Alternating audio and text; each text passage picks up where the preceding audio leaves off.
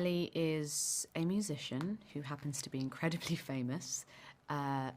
We meet her at the beginning of the movie. She is about to embark on a world tour, and a lot of weird and strange things begin happening. Begin happening, that doesn't make sense. A lot of strange things start to happen, and what's going on internally begins to really unravel as the movie goes on. I was a fan of Parker's. I'd watched his short film in 2020, which was Laura Hasn't Slept, and I thought it was amazing. And cut to a couple of years later, when the movie came out, I was like, oh, I have to watch this. And so watched it in the cinema, and I've just been a fan. And so when I met him about this, I didn't actually know anything about what his plans were. And he started talking about Skye, and I just thought, wow, this sounds like such an interesting character. We were supposed to have like a 30-minute conversation, and it was 2.5 hours. And I think the best thing creatively when you're working with someone is when you meet them and it begins to feel like you're already working, if that makes sense, and you're already bouncing, back and forth, things you love, movies you love, and talking about character and things. So that's what it felt like. It was kind of an instant click.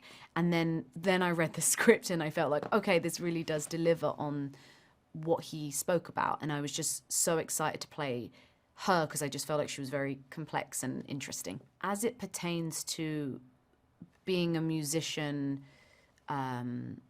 and being a very famous musician, and in that way, I think that's something that was more things that I've observed and things that I guess we all have watched and see. It was more in terms of my own personal experience as a musician. That was more what I could bring to the writing process or the crafting of Skye, and actually in the studio and getting to co-write some of the songs. And that's the part that I was kind of able to tap into some things. However, also really lent into the character of it. It really doesn't sound like me, which was so much fun because I could kind of, we had 2 songs that were already written 3 songs when I was cast, 2 of which were written and produced by Ida Rose, and it was her voice on the demos, so she was kind of like my blueprint, and I really lent into that. It doesn't sound like me at all, and that's what I want. I want it to be Skye's sound and Skye's music. So yeah, when we first met, Parker is just the most intense, enthusiastic person, creative and visionary, and that is what that's what you want in a director, because he cares so deeply, but also I just trust that I trust him in terms of just everything's a trust exercise. It always is, right? But it felt like and he's such a collaborator. It felt like he really trusted me. And so to kind of go from that first initial meeting, to actually get in the trenches with someone and feel like you still are partners, especially because it was a very demanding movie and just hard and, real kind of grit and blood, sweat and tears. So to come out the other side and feel like this is still my creative partner and we're still really have that trust is one of the things I'm probably most proud of in terms of this process. And he's amazing. I absolutely love working with him, and he was of course imperative to helping me in terms of where Skye was at, when, and how to. Sometimes I'd be like, am I not doing too much? And he's like, no, trust me.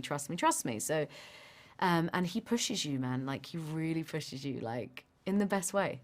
That's what you want as a performer. You can expect everything that you love from the first movie, but just bigger and crazier and more unhinged, and stakes are higher in the sense that we are living with a public-facing person. I wanted to make sure that if I was even going to approach a sequel, that I was going to try to do something that wasn't just a traditional continuation or like any kind of obvious retread. I wanted to go in a different, unexpected, exciting direction. And if I was going to ask audience members to give me their time again, that I would really make it worthwhile with something bigger, bolder, way crazier. And, it was the discovery of the character of Skye Riley, this mega pop star, that really unlocked everything. I love the idea of taking this world of pop that's, glam and glitz and shininess, and sort of having it collide with this like really stressful, anxiety-inducing, smile curse, and sort of bringing them together. That felt like a great challenge. I sort of immersed myself in documentaries and essays and interviews about pop stars and the world of pop, and it was really important to me to build credibility in the character of Skye Riley, to make this pop star that sort of blurs the lines between reality and fiction, someone who almost feels like she's actually part of our world. And in casting Naomi, she was the perfect storm for the role of Skye. I mean, she has this really uncanny X factor to her, this gravitas that you believe her as this mega pop star, but then she's also capable of these incredibly human, raw moments where we see her spiraling out of control and punching through rock bottom. Beyond that, she also happens to be this ridiculously talented singer, and she, performs all of the choreography in the film. So, like I said, she was the perfect storm. We go bigger, we go way more off the rails.